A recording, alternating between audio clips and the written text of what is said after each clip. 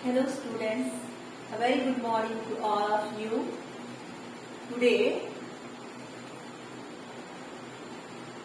I am going to teach you framing questions.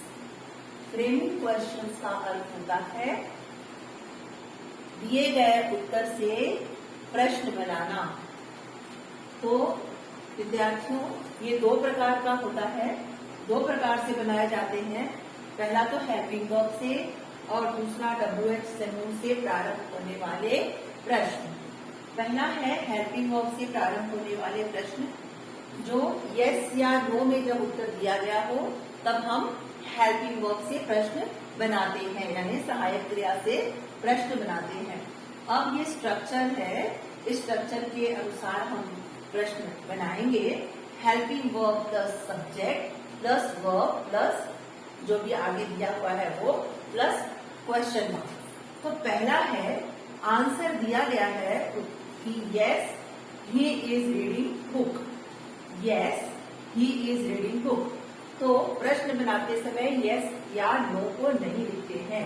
तो जब हम क्वेश्चन बनाएंगे तब सबसे पहले हमें हेल्पिंग वर्ब को पहले लिखना होता है।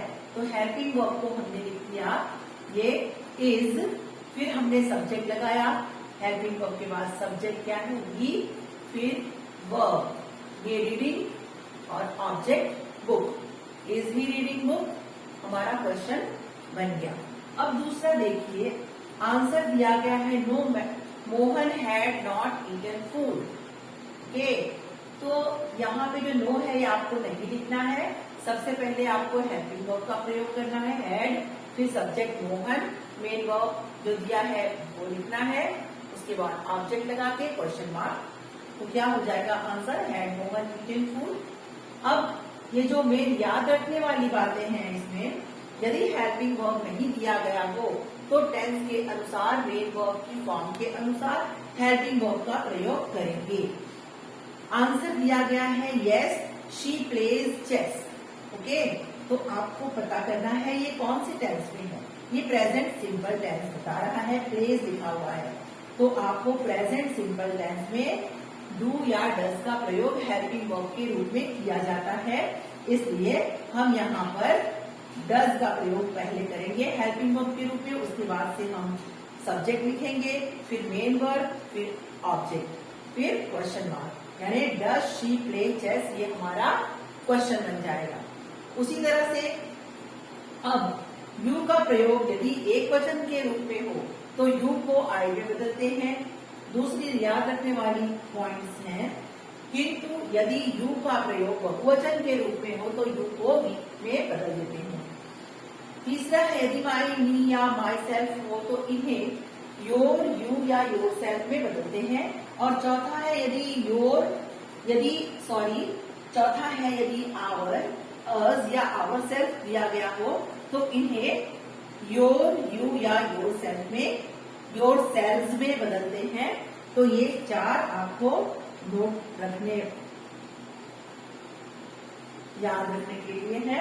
तो आशा है बच्चों, जैसे हमने ये एक आंसर का क्वेश्चन बनाया, इसी तरह से हम यहाँ पर एक बना लेते हैं, no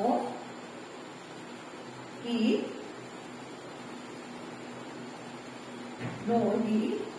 does not play football. Understand.